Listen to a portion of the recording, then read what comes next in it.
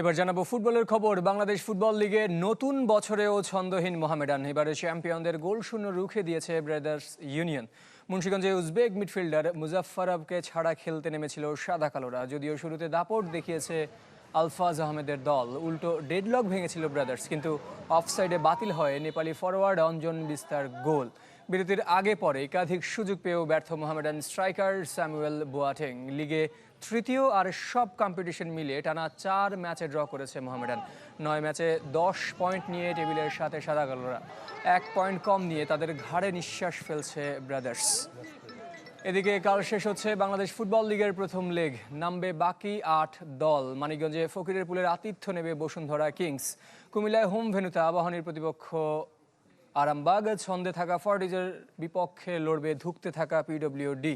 আর গাজীপুরে পুলিশের মুখোমুখি হবে রহমতগঞ্জ। সব ম্যাচ শুরু হবে দুপুর 2:30টায়।